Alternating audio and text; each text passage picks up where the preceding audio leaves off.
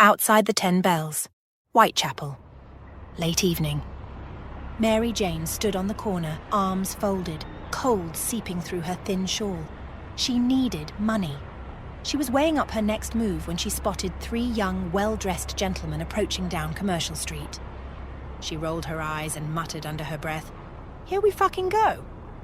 She wasn't averse to gentlemen. She'd known plenty during her time in the West End under her French procuress, but this lot had the look of reformers, the save the fallen woman type. And tonight, she wasn't in the mood to be saved. One of them stepped forward, tall, handsome, truth be told, polished boots, clean fingernails. He smiled. "Hello," he said. She gave a cautious grin. "All right, sir?" He looked earnest. Too earnest. "Is it wise, he asked gently, for such a pretty young lady to be out alone at this hour?" Mary Jane laughed. A full, open laugh. "Are you taking the fucking piss, mate?" He blinked, flustered. "No, please, madam, I meant it. You're very pretty, far too pretty to be standing outside a public house with such a, well, dubious reputation." She arched a brow. "Dubious reputation, is it? Me or the pub?" "The pub, of course." he said quickly. She smiled, teasing now. "How do you know I haven't got a dubious reputation, too?" He smiled back. He liked her fire. It cut through the fog of Whitechapel. "You seem intelligent, articulate, well-presented for a woman of your class." She let out a snort. "Now you are taking the piss." Then her tone shifted. Not angry, but firm. "Look, don't take it personal. I'm sure you mean well, but I don't want to be saved. Don't want to sign up to no bloody temperance league. And I'm not breaking my back washing laundry or serving posh families for 16 hours a day, just so some priest can call me respectable. I want to dance, sing, get pissed, have a laugh with me mates. You get me?" The young man blinked. He wasn't expecting that. He tried another angle. "You'd make a worthy wife for someone?"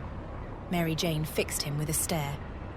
"Really? Every bloke I've known who wanted a wife just wanted someone to control.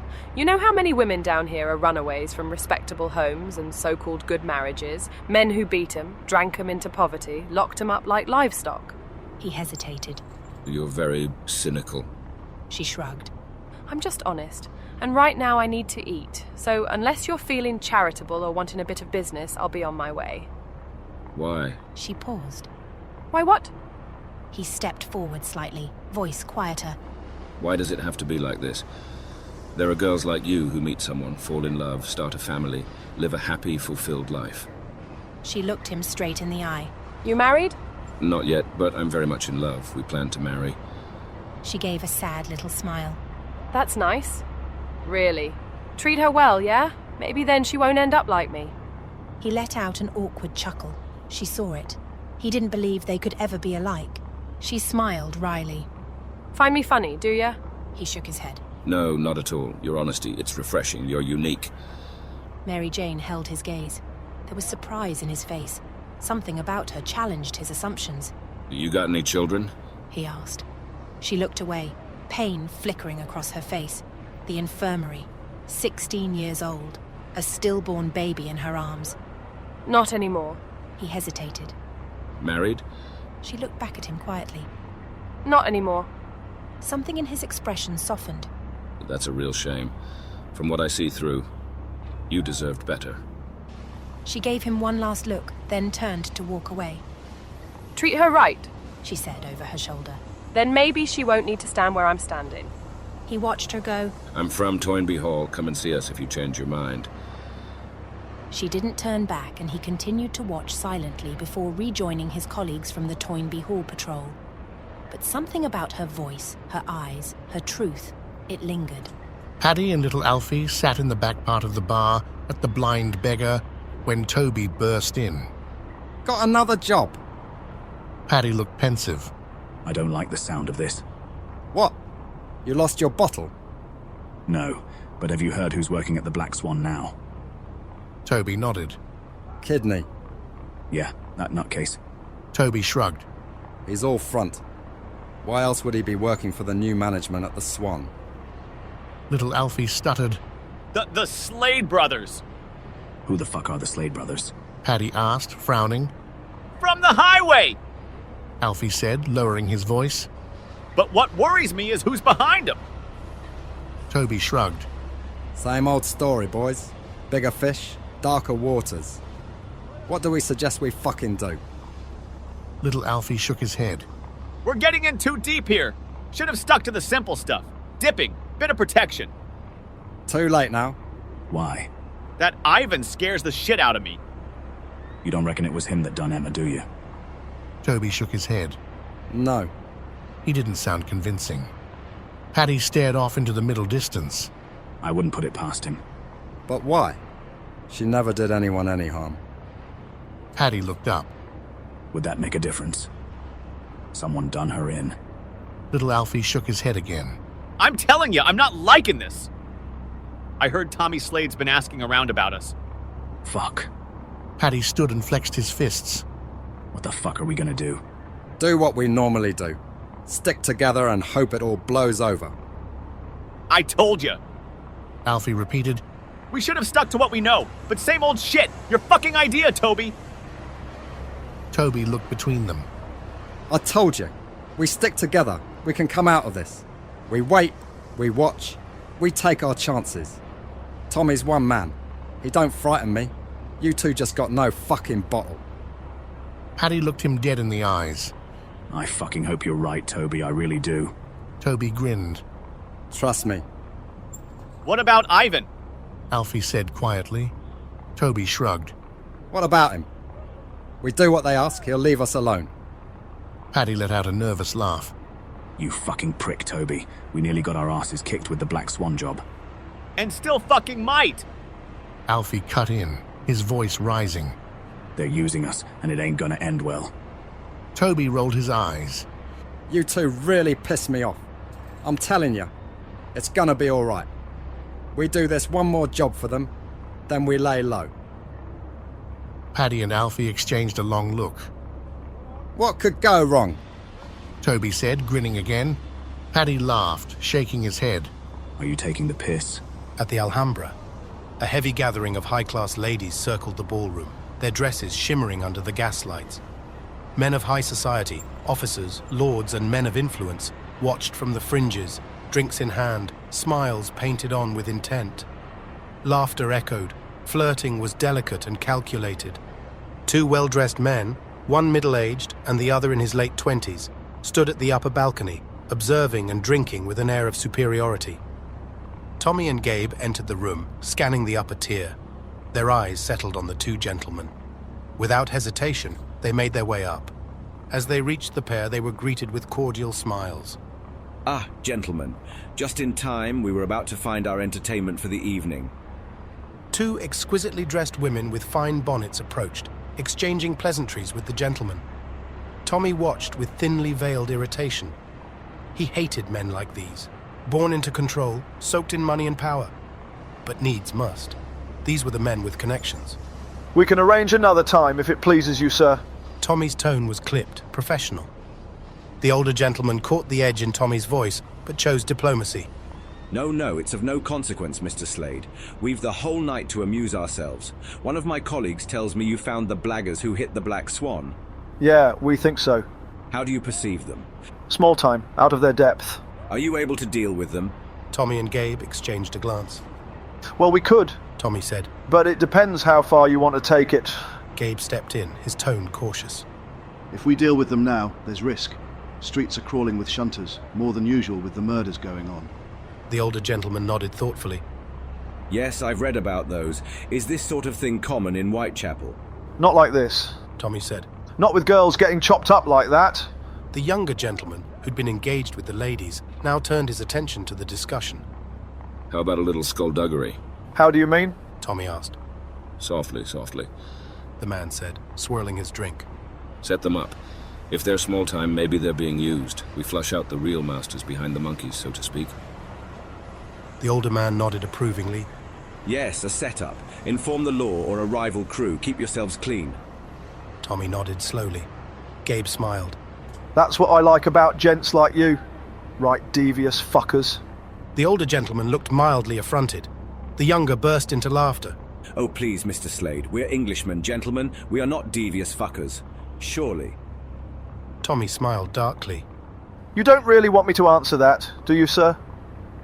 They all shared a knowing grin. an unspoken agreement inked in class, crime, and careful calculation. The rain had let up, but the sky was still low and grey. Water dripped steadily from eaves, and the damp had already crawled down the walls of the room.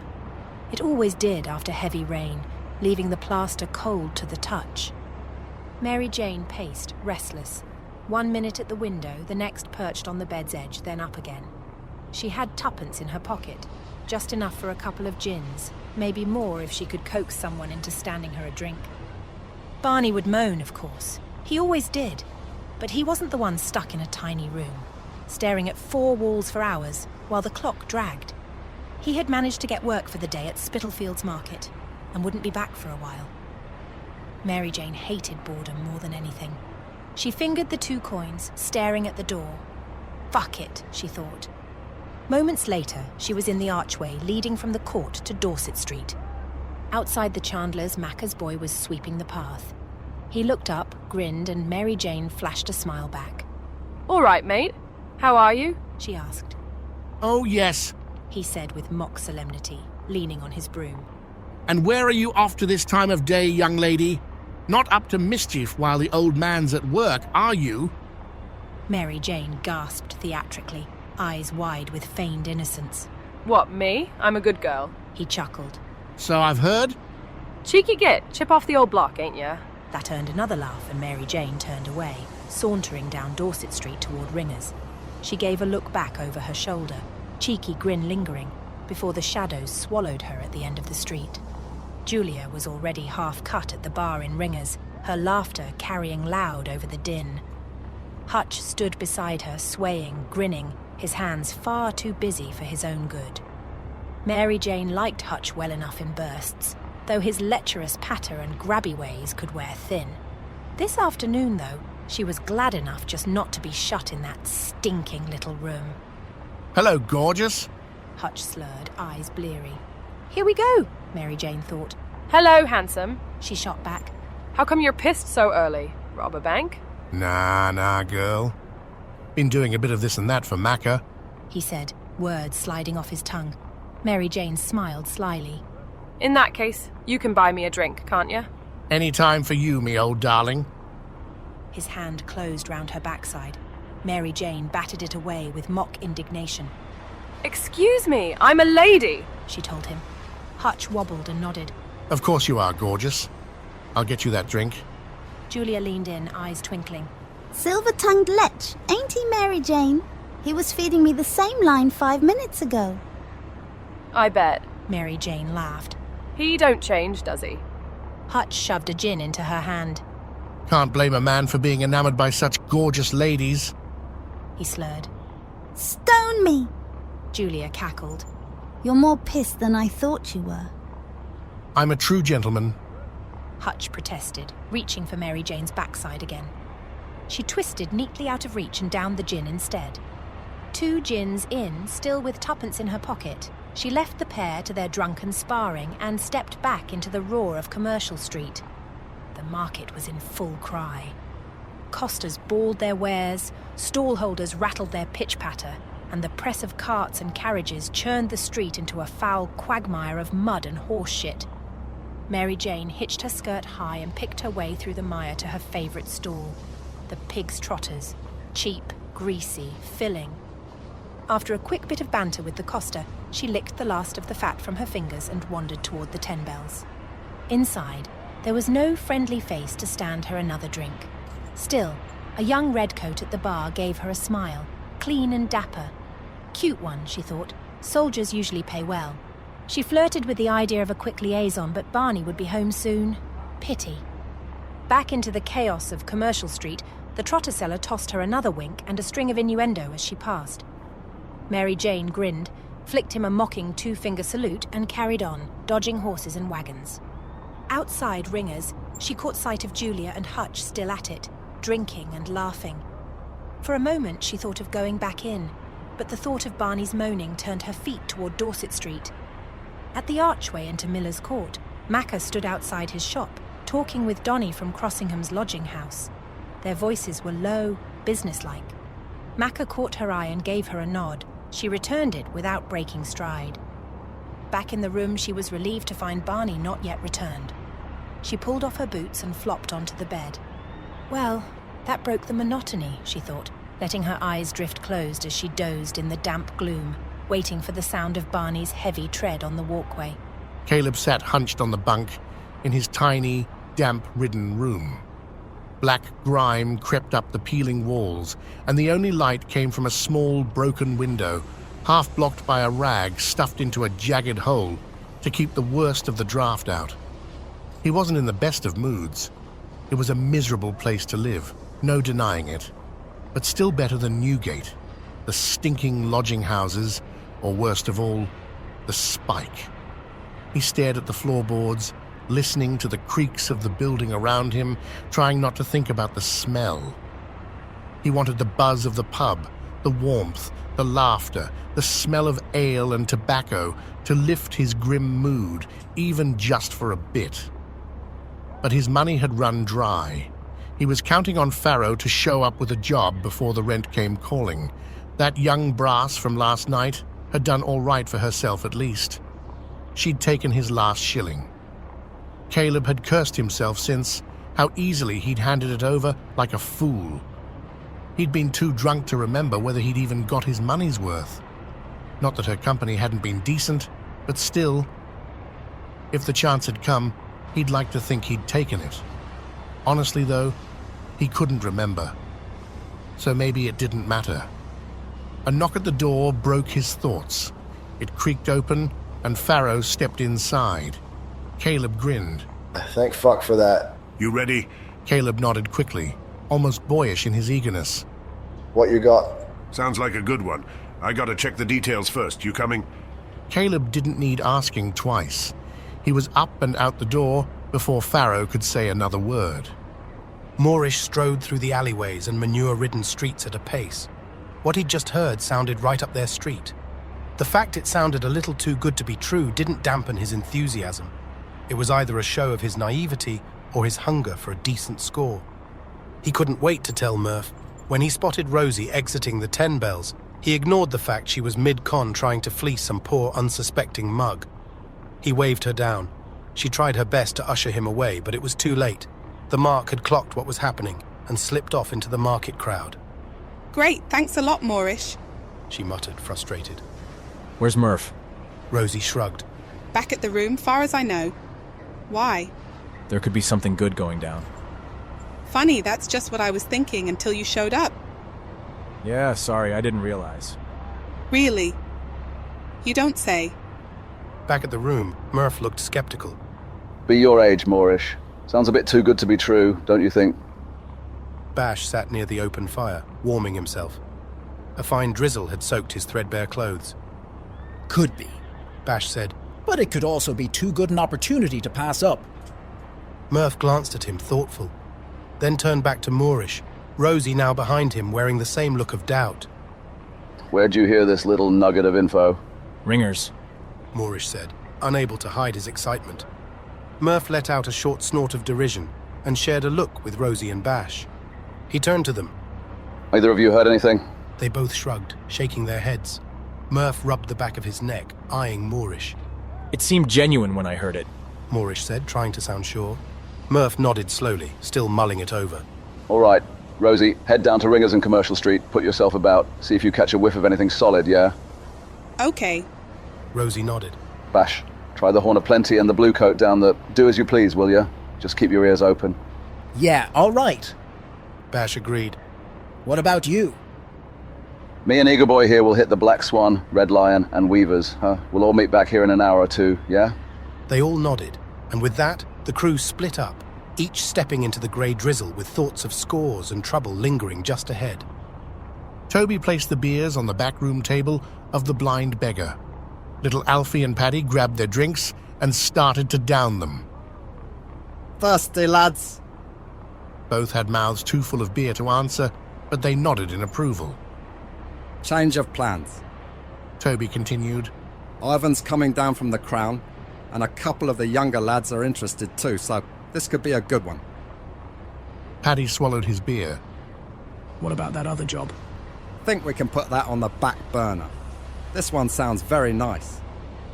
I don't like the sound of that. Little Alfie cut in. Toby gave him a look. You don't like the sound of anything these days, do you? You really have lost your bottle. Little Alfie glared. Toby was already wound up with Alfie's attitude.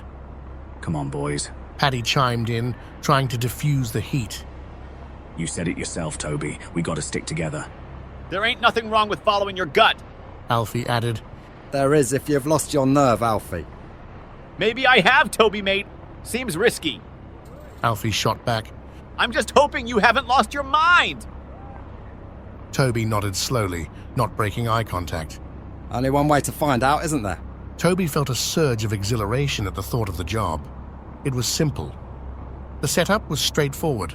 A woman from the Black Swan would leave for an unknown address carrying a secret bundle of laundry. Only it wasn't laundry. The rumor was that it held the takings from 2 or 3 Truman, Banbury, and Buxton-owned pubs. A ruse to keep the Black Swan from getting hit again. Paddy found it odd. If the Slade brothers were stationed in the pub to discourage another robbery, why sneak the money out like that? Weren't they pushing their luck? Ivan's sudden appearance at the Blind Beggar was like a dark shadow casting its unwanted presence over proceedings. Toby's confidence took a visible hit. Ivan scared him. Hell, he scared Paddy too. He scared most people, especially women. Something about him made skin crawl. It will be easy, Ivan insisted. These Slade brothers need putting in their place. He laughed. Toby eagerly agreed, keen to stay on Ivan's good side, if he even had one. Paddy wasn't so sure. Why would they send her out on her own, especially after the last time? Apparently she often does it. They think it's safer than keeping the takings on site. Ivan replied. No one stops her. She looks and acts like a regular laundress on a regular run. He tried to grin. It came out more like a grimace. And up until now, he added, it's worked. Paddy didn't back down. Sounds like bullshit to me. Must have people watching her. And still seems strange and at this time of the early morning. Perfectly natural. Many workers start first thing before dawn. Ivan said Paddy wasn't overly convinced. Why? Don't you trust me? Ivan said, almost as if he was goading the boys in a dare. Toby jumped in, trying to sound clever. It only grated on Paddy. Toby always showed off when Ivan was around. Paddy, the info was right last time. Toby said, eyeing Ivan for approval. Ivan looked straight at Paddy. You losing your bottle? Paddy shook his head. No. I fucking am! Little Alfie blurted out. Paddy let out a snort of laughter. Ivan turned his glare on Alfie. Toby glanced at Ivan, waiting for a reaction. Maybe you should become a seamstress, Alfie. Might suit you better. The jibe cut deep. Alfie said nothing, but God, how he hated Ivan. A bully. Plain and simple. Ivan studied the Blind Beggar crew and grinned. He knew they were seriously second-rate. He felt good goading them. I'm ready whenever you boys are. The Black Swan stood closed and empty, its darkened windows casting an eerie shadow over the cobblestone street. Lucy struggled with a hefty sack of laundry in her arms, her frustration palpable as she glared at Tommy and Gabe, who watched her with a mix of amusement and concern. Why the hell have I got to do this? She exclaimed, exasperated by the weight of the bundle. Why not? About time you did something useful. Tommy replied, his tone devoid of irony. Oh, thanks a lot. Lucy shot back, dismayed but not surprised by his lack of empathy. Gabe, sensing her unease, stepped in to offer some reassurance. Don't worry, we'll be watching your back. Lucy raised an eyebrow, unconvinced. Really? Lucy, Tommy interjected, trying to sound more persuasive. There ain't nothing to worry about. That's why we're getting paid extra to sort this out. She turned to Tommy, her expression quizzical. Am I getting paid extra? Well, you me, what's the difference? Tommy shrugged, trying to lighten the mood. You're not the one about to be mugged, she retorted, her voice laced with anxiety. Gabe shook his head, attempting to reassure her. You'll be all right, Lucy. We'll be there to stop anything before it gets that far. Lucy shrugged, her uncertainty still lingering. I hope so. With a deep breath, she approached the door, and Tommy quickly unlocked it. He exchanged a knowing glance with Gabe. Where's Kidney? Tommy asked, his voice low. Gabe nodded in response. He's in place, ready with a couple of lads from over the highway. Tommy gave a curt nod, signaling Lucy to proceed. Hesitantly, she stepped forward, the weight of the sack feeling heavier with each step. As she ventured into the night, the plan was set in motion. Lucy couldn't shake the feeling of dread that settled in her stomach. She just hoped it wouldn't be her who ended up facing the worst of it. Gabe turned to Tommy. How do you know this is even going to work? Surely even this lot aren't that fucking stupid. Tommy shrugged. Our gentlemen benefactors seem convinced it will. A perpetrator always returns to a successful hunting ground. Tommy smiled. So I'm told anyway. Lucy was sick to her stomach. Not from gin, not from bad food, from fear. Her hands gripped the laundry bundle so tight her knuckles were white. Tommy had told her it was easy. Just walk down the street, girl. That's all. But the word was out in Whitechapel. Some people knew it wasn't laundry in that sack. Rumour said it was money, a lot of it. And rumours on the street were lethal. The knot in her gut grew tighter with every step. The night was cold and damp, all shadows and silence. Somewhere out there was a killer, or worse. She had been told again and again that she was safe. That Tommy, Mickey and Gabe would be just behind her, watching every move. You'll be fine, Lucy. We're right here. No danger at all, Lucy. Trust us, Lucy. But the street was empty, and fear made everything sound like footsteps. She turned into the narrow lane, cobbles slick, gas lamps flickering in the distance, and stopped, listened. Nothing but the faint drip of water from a gutter. She waited for the comforting scrape of a boot behind her. Nothing. The silence pressed in, thick, suffocating. Something shifted in the darkness ahead. A scuffle. Not hers. Her heart slammed against her ribs. A masked figure burst from a side alley like a nightmare in a long coat, face completely covered.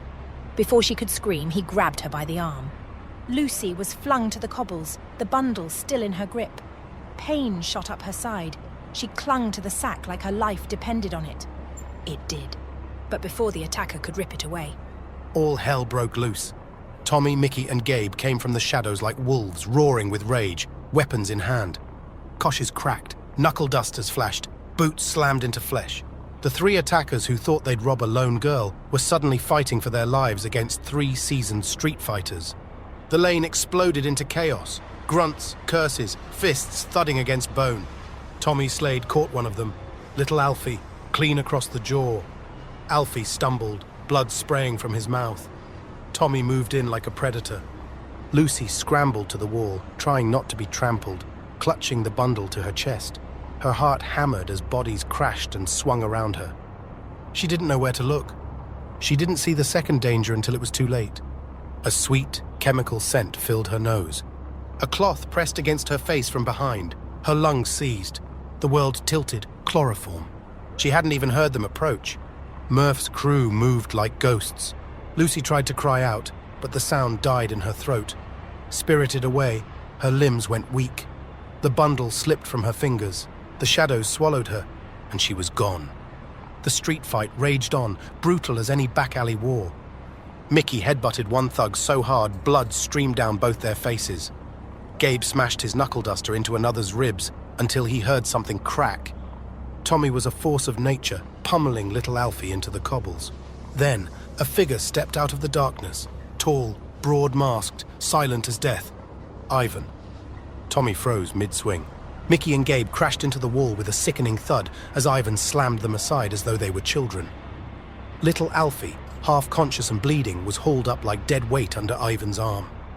The rest of the blind beggar gang surged forward, covering their retreat. Tommy's rage flared. Who the fuck is this bastard? Ivan didn't answer. He didn't need to. His presence alone forced Tommy to take a step back. For the first time in years, Tommy hesitated. Within seconds, the blind beggar boys were gone, vanishing into the night with Alfie. Tommy helped Gabe up from the ground. You all right? Gabe staggered, still dazed. What the hell was that? Tommy scanned the lane, breathing hard. Blood on the cobbles, broken teeth, spilled rum, silence. Something was wrong. Very wrong. His eyes widened. Where's Lucy? He turned full circle, panic rising in his chest. Lucy? The word echoed off the alley walls. No answer. He yelled again, louder. Lucy? Nothing. Only the cold night air and the scent of chloroform lingered. Tommy's face twisted with fury and fear. Fuck! His roar shook the street. Lucy was gone. Murph stared down at the crumpled laundry bag. Empty. And then at the unconscious girl sprawled across the mold-stained mattress. Lucy's breath was shallow, her face pale under the flickering ceiling light, a faint smell of chloroform still clinging in the damp, stinking air of the squat. I told you something didn't smell right about this, he muttered, voice thick with bitterness. Bash kicked the laundry bag aside, sending dust puffing into the air. Rosie rolled her eyes toward the ceiling, while Moorish stood in the corner, waiting for someone else to say the thing they were all thinking. We'll just fucking dump her then, Murph snapped, breaking the silence. Dump her? Dump her where exactly? Bash snapped back, arms wide. The Thames. Fuck off, Murph! She ain't done nothing. Rosie cut in, the panic creeping into her voice. Murph shrugged like it was nothing. So, that makes her my problem now, does it? You're losing the fucking plot. Bash growled. Completely! Murph glared at Bash. Maybe you should stick to beating up whores. Who is she anyway? Moorish asked quietly. Murph rounded on him, fed up. How the fuck should I know, you two? He jabbed a finger at Rosie and Bash. You're the ones that fingered the job. Who is she? Rosie and Bash exchanged looks, then shook their heads in unison. No names. Nothing mentioned, Bash said. Just that some girl would be carrying laundry. Only it weren't laundry, it was takings. That's all I heard. And they didn't even say what pub? Rosie added. Terrific, Murph muttered, pacing now. The floorboards creaked beneath his boots. So what now? I don't see what's wrong with dumping her in the Thames. We can't just dump her, Moorish said again, more firmly this time. Why not? Murph snapped. Who's gonna know? You lot have never been squeamish about doing people over before. What about those geezers? The ones that turned up out of nowhere? We don't know who she is, who her friends are, and I don't want to be hung for fucking murder, even if you don't care. Which geezers? Both fucking lots. I've never seen the big lads before, Bash said. Maybe south of the river? But the masked ones. I recognized one of them. Yeah. Moorish nodded. The one getting stomped. That was little Alfie, from the Blind Beggar crew. Murph's eyes narrowed, the pieces clicking together behind them. Now it starts to make sense. It was a fucking trap. What do you mean? Bash asked. I'd heard whispers. That the Black Swan job, yeah, that hit. That was the beggar lot. Nothing concrete, just noise. But now the Black Swan's under new protection. Those Slade brothers, highway boys, serious lads. Rosie stepped forward, her face lit with sudden realization. I knew I'd seen her before. She works the bar at the Swan. Murph turned away, rubbing his face with both hands. Brilliant. Fucking brilliant. She's probably one of the Slade brothers' women. Exactly why we can't dump her, Bash said again, firmer now. So what are we supposed to do with her? Moorish asked. She could wake up at any time from the chloroform. Silence fell for a moment. The only sound was the slow drip of water from a cracked pipe in the corner. Murph exhaled, long and low. We call in a favor. Bash, you tie her up and Rosie put sacking over her head and gag her. We gotta move quick. The door to the back room of the Blind Beggar slammed open like a gunshot. Toby and Paddy stumbled through, dragging little Alfie between them. Alfie groaned, blood streaking his face, one eye swollen shut. They heaved him onto the heavy oak table. His limbs hung limp, his breathing shallow. Two young lads followed close behind, one clutching his side, blood oozing through his fingers, the other bleeding from a gash above his eye. The air was thick with sweat, blood and panic. Paddy, help the boy! Toby barked. Paddy moved quickly to the stabbed lad, who was trying to hold himself upright while his mate eased him into the corner. Paddy peeled back the coat, his hands steady despite the chaos. The wound was deep, but not fatal. A lot of blood, but clean. He pressed down to slow the flow just as the barmaid burst in with a bowl of water and a handful of linen. She stopped dead at the sight. What the hell happened? Don't ask, Paddy muttered, taking the cloth from her and mopping the worst of the blood. She dropped to her knees beside the stabbed boy and helped him lean back against the wall. Her hands trembled, but she worked fast, cleaning and binding. Toby hovered over Alfie, wiping at his face, trying to rouse him. But Alfie was out cold, his breath rattling faintly. Paddy shot a look at Toby, voice hard. I fucking told you. Toby snapped back. Don't blame me. Blame Ivan. Paddy let out a bitter laugh. No, mate. You were in charge. You made the call. Before Toby could answer, the door creaked again. Ivan stepped in. He scanned the room. Alfie on the table, the bloodied boy in the corner, bruises on Toby's face and Paddy's knuckles. His eyes narrowed, expression unreadable. What happened? Toby straightened up, still panting. A fuck-up. A trap. Ivan didn't blink. No, you fucked up. The info was good. Toby's jaw clenched. He glanced at Paddy, looking for backup, but Paddy said nothing. They were waiting for us, Toby said. Who? Ivan asked. The Slade brothers. Mickey Kidney. A couple more. Too many. Paddy finally spoke, voice calm but sharp. We waited too long. Missed our chance.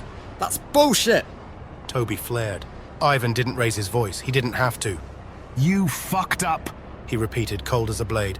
That's what happened. Toby fell quiet, head bowed. Ivan's gaze swept the room again. We need to get Alfie to a hospital, Toby said. No. Ivan's voice was steel. The barmaid looked up, startled. He's in a bad way, she said. He needs a doctor. Ivan strode over and pointed to Alfie, then to the boy with the stitched up side. You helped the boy, and the seamstress here. The what? She asked, confused. Ivan nodded at Alfie. Him. Seamstress suits him, doesn't it? She opened her mouth to object. But Ivan grabbed her by the arm, his grip like iron. He leaned in close. His breath was foul, his eyes dead and dangerous. No hospital, understand? She nodded quickly. He let her go, and she returned to her work, silent, wrapping a fresh bandage around the boy's wound. The room settled into a tense quiet. Outside, the rain tapped against the windows, and from the front bar came the low murmur of unbothered drinkers, oblivious to the blood soaking into the floorboards just a few feet away. Farrow crossed the road and slipped into the alleyway beside George Yard buildings. The street noise faded with each step into shadow. A figure emerged ahead, half-formed in the gloom. Murph. Hello, Murph. Murph gave a curt nod. What's up? Farrow asked. Got a bit of a problem. Murph muttered. Farrow gave a dry laugh. Yeah? Murph leaned in close. Find Turner in the end? No, Farrow replied. Murph offered a thin, wry smile. Didn't think so, which means your problem's vanished overnight. Get to the punchline, Murph. You know the Slade brothers? Farrow nodded. Somewhere nearby, a dog barked, a harsh, broken sound echoing off the alley walls. There was something in the air tonight. Farrow had felt it all day. I know Tommy Slade's missus has gone missing, and he's not exactly handling it with grace. Murph shrugged. Accidents happen. Not like you, Murph. What, dumping people in the river ain't your thing anymore? You're a funny man, Farrow. Always have been. So what do you want? No comebacks. Murph said, voice flat. If certain things got out, wouldn't benefit either of us. Farrow nodded slowly. It's tricky. Might have to burn a few favors of my own. Murph shrugged again, the kind of shrug that said nothing and everything. You should leave town, Farrow said. Why's that? You haven't pissed off any anarchists lately, have you? Fuck knows what you're talking about, mate. Your luck's going to run out, Murph. Murph chuckled. What luck? Farrow stared at him. A head case through and through, but a debt was a debt. I'll do it, he said. One question. Murph raised an eyebrow. Go on. Smith and Turner's woman? Murph gave a lazy shrug. Fuck all to do with me. Thought it was soldiers. Farrow studied him. Maybe he really didn't know. What state is she in, Slade's woman? She's, still out cold. Farrow grimaced. Not sure I can rustle up a mortuary cart on short notice. Murph smirked. You'll manage. People get creative when their own skin's on the line. Farrow gave a tight, humorless smile. Where? Cooney's, first floor. Name of Smith. Cot by the window. You'll know her when you see her. Farrow gave a final nod. Murph stepped backward into the darkness and vanished. Ivan stood in the shadows of the alleyway, waiting patiently. A figure scooted along the dark, maze-like thoroughfare. Ivan stepped out and stopped him in his tracks. Paddy didn't look overly pleased to see him, but he knew better than to say anything. Hello, Paddy. All right, Ivan. You usually hide in the shadows and jump out on people. Ivan smiled. Depends on the person. He let out a low laugh. Paddy wasn't entirely sure if Ivan was joking or not. How's Toby? Ivan asked. Paddy shrugged. All right, I suppose. Pissed off we got taken. Ivan nodded absent-mindedly. He's a fool. You know that, though, eh? He tries his best, Paddy said, trying to cover for Toby. Ivan shook his head slowly. But you don't really believe that, do you? You. He mock-punched Paddy lightly in the shoulder. You should be the one calling the shots. You know that. Paddy shrugged again, but Ivan could see the truth in his eyes. Paddy had been thinking it. Think about it, Ivan said, grinning. I can help you. With that, he melted back into the shadows at the far end of the alleyway. Paddy stood there, unsure. He didn't trust Ivan, not one bit, but he couldn't deny it. He'd been wondering for a while now if maybe Toby wasn't up to the job after all. The Black Swan. Tommy was punching the brick wall in the back corridor, his knuckles raw and split. Each thud echoed down the narrow hall, cutting through the muffled noise of the bar. Inside, Gabe was trying to keep the place ticking. He poured pints, kept an eye on the floor, and threw sidelong glances toward the back room, where Tommy was venting his rage. Mickey Kidney hovered behind the bar, occasionally jumping in to help, while Long Liz worked the floor, flirting, serving, and keeping the regulars entertained. The crowd was in good spirits, rough East Enders, loud with drink, loud with life. No one seemed to notice the cracks forming just behind the scenes. The bar door creaked open. Detective Sergeant Thick stepped inside, scanning the room like he always did, slow, quiet, already reading everyone. He approached the bar and caught Liz's eye. Can I have a word with Tommy? Liz nodded, already sensing this wasn't a social call. She slipped behind the curtain at the rear and was gone for a minute. When she returned, Tommy was with her, shoulders hunched, chest still heaving from the aftermath of rage. Tommy moved to the far end of the bar, where D.S. Thick waited. The detective leaned in and spoke low. Your wife, Lucy Slade. We found her. Tommy's face froze. Where? She's at Lehman Street Station. Still groggy. Chloroform, we think. We're talking to her now, trying to piece it together. Tommy stared at Thick, a muscle twitching in his jaw. Can I come and get her? Of course. Do you know what happened? Thick paused. Tommy's eyes didn't blink. No, Tommy said flatly. First I knew she didn't come back from the laundry run.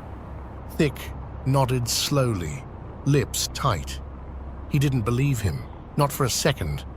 But he also knew Tommy wouldn't talk, not properly, not unless it served him. And even then, the truth would be bent out of shape before it left his mouth. All right, Thick said. I'll be in touch. Tommy gave the faintest of nods and turned away, already disappearing into the crowd as if none of it had happened. The clientele were rowdy as. Glasses clinked, and the Black Swan kept drinking. Back room of the Blind Beggar.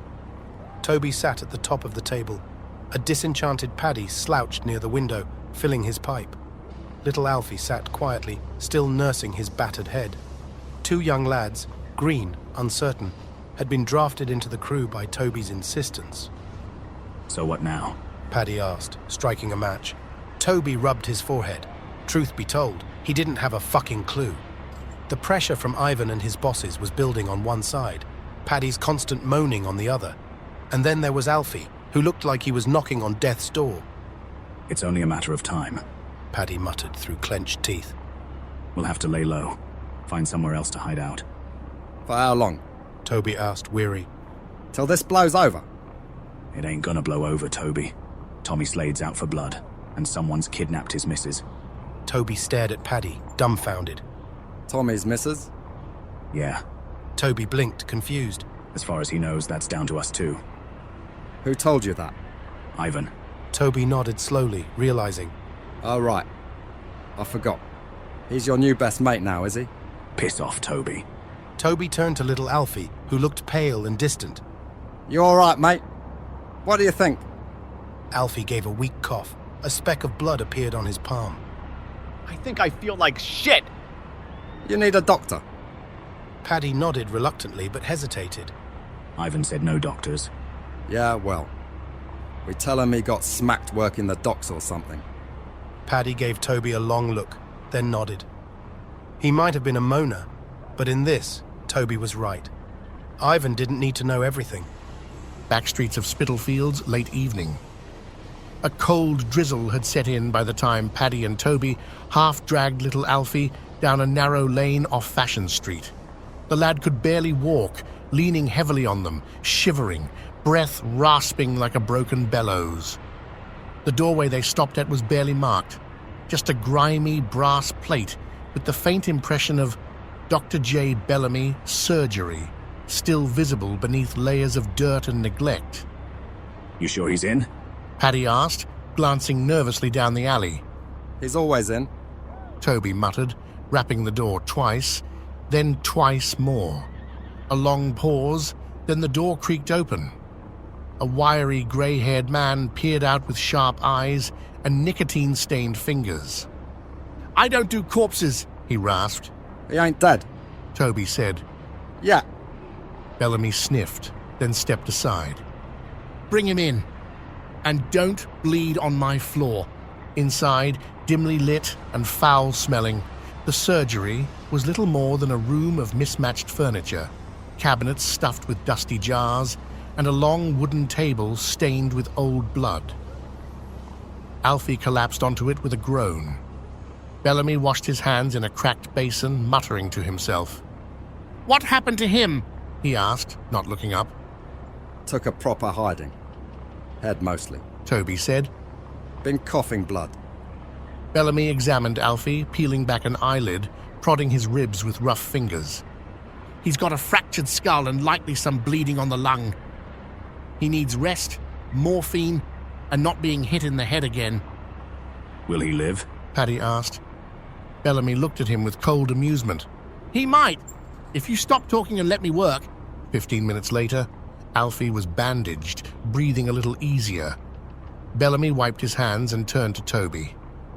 "This didn't happen on the docks, did it?" What do you think? "I think you're all about to be in a lot deeper shit than you already are." Toby said nothing, just reached into his coat and handed over some coins. Bellamy took the cash, placed it into his pocket, and leaned in close. "If anyone asks, I didn't see you. If anyone else comes asking, I definitely didn't see you." Paddy opened the door to leave, then hesitated. What happens if he gets worse? Bellamy lit a cigarette from a candle and exhaled slowly. "Then he dies, and I still didn't see you." Lucy stepped out of Lehman Street police station. Tommy was waiting by the wall, arms folded, face carved from stone. She hesitated, unsure what to say. Part of her wanted to scream at him, to tell him it was his fault she got snatched, that he should have protected her. But she knew better. Tommy didn't take criticism. He took it as a personal attack, and he always hit back harder. He looked her over, his jaw tight. "What happened?" he asked, voice low and stern. Lucy shook her head, careful to keep her voice even, careful not to say anything that might set him off. I don't know. 1 minute everything was kicking off. Next thing I woke up tied up and gagged. Then chloroformed again and woke up in a police cell. "How do you feel?" Tommy pressed. Headache, but... He cut her off with a look. "You know what I mean." Lucy dropped her eyes, shaking her head again. Nothing like that. Well, I don't feel like it anyway. Tommy stared at her, searching her face. Strange thing was, he believed her. He knew her. Knew when she was lying and when she wasn't. She wasn't lying now. She genuinely didn't remember anything after being grabbed. Just blackness until the cold floor of the holding cell. Tommy turned his face away, rage boiling inside him. Not once did it cross his mind that any of this was his fault. He never could see past his own anger, never once stepped into anyone else's shoes. He made a silent vow. He was going to find the bastards who did this. And when he did, they'd beg for the mercy he wasn't capable of giving. Mary Jane was out late. Now that Barney was continually throwing a strop about her working, she was conflicted. On one hand, he'd annoyed the life out of her most days. But when she was on her own, the streets felt darker, colder. It scared her, especially Dorset Street, whatever Macca liked to say about it. Leaving the 10 Bells, she kept her eyes open for an affluent client. No luck. No one inside had shown the slightest interest either, which felt odd for a cold Tuesday night. She cut down Commercial Street towards Dorset, boots clicking on the wet stones, when a shunter came striding towards her from the opposite direction. This could go either way, she thought. He stopped as she neared, tapping his truncheon against his helmet. Good evening, he said, polite enough. Mary Jane gave a nod, but as she tried to pass, he stepped into her path. Should you be out so late on your own, young lady? Her heart sank. She knew that tone. The man was bored. I'm going home, right now, she said, putting weight on the last 2 words. Really? He smiled. I think I should have a little chat with you. She knew the score. She had become an easy target for certain types of men. If you could step this way, ma'am, he said, already guiding her down a narrow alley. The space between the damp brick walls was tight, their shoulders almost brushing. So, young lady, the shunter began, his truncheon sliding up her leg, hitching her skirt as it went. Being out so late alone gives people the wrong idea. Mary Jane's voice was flat. So I see. Minutes later, he was zipping his trousers, grinning in satisfaction while she straightened her skirt. Enjoy the perks of the job, Constable? She asked, her tone like glass. Much deserved perks of the job, young lady. She bit back the words about him catching this murderer instead, brushing herself down. At the alley's mouth, he tapped his helmet. Be safe, Mary Jane. Yes, and you, Constable, she shot back, striding away before he could answer. Whore, he muttered under his breath. Mary Jane shut the door of 13 Miller's Court and leaned hard against it. Desperate, furious, humiliated. Barney was lying on the bed, facing away from her, and seemed to be sleeping. Her eyes fell on the near-empty bottle of laudanum on the table. Normally, she'd dilute it with water. Not tonight. She uncorked it, lifted it to her lips, and drank. The bitter taste coated her mouth as she sat on the edge of the stinking bed. The laudanum did little to numb the knot in her chest, but her limbs grew heavy and her thoughts began to blur. How the fuck am I going to get out of this shit storm? Her breath was heavy with the sour tang of the drug still on her tongue, the weight of the room pressing down, and the darkness swallowing her whole. Barney stirred. He turned towards her and smiled. She ignored him. You okay, babe? He asked, trying to sound soft, like it might smooth things over. She placed 2 shillings on the table and began taking off her boots. Barney reached up and stroked her hair. She thought about brushing him off. She wasn't in the mood for this shit, but she bit it down. She didn't want another fucking argument. I was hoping you'd be back soon, he said. Mary Jane closed her eyes. Of course he'd be like this. That's why she'd stopped off at Ringer's for a couple gins, just to take the edge off. She couldn't deal with this anymore. Not tonight. It was different when he had money. Back then, she could almost pretend it was love. Now it felt like a job. Just another punter. And after that fucking shunter tonight. That really soured her mood. Bastards always wanting freebies. If they did their jobs properly, she thought, maybe the streets wouldn't be crawling with danger. Barney's hands moved to her bodice. She wanted to tell him to fuck off, but it wasn't his fault. Not really. She hadn't let him near her in nearly a week. He knew she'd been working, knew she had coin, and she didn't have the strength to fight, so she let him. He was like a kid with a new toy, excited, clumsy, all over her.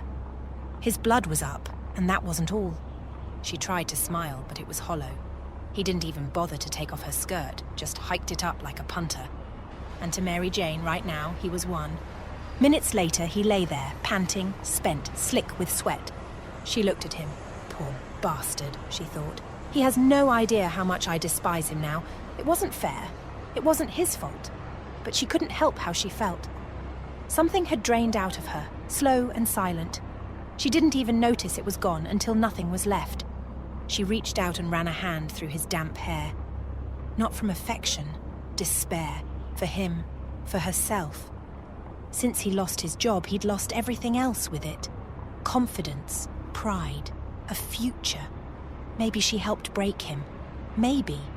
But mostly he'd done it to himself. She sat up, buttoned her black velvet bodice and slipped on her boots. The whole thing, him, the sex, had felt like work. A transaction. She was at the end of her tether. She felt the bitterness, the hatred for her life rising like bile. What are you doing? He asked, finally noticing her getting ready to go out again. She didn't look at him. She couldn't. Mac has been hassling me for the rent, she said flatly. She hadn't meant to say it that way. She knew it would cut him, but maybe she wanted it to. Maybe she wanted him to feel her pain, even if he didn't understand it. Without another word, she snatched the 2 shillings from the table and walked out. She needed a drink, or a few, probably a lot.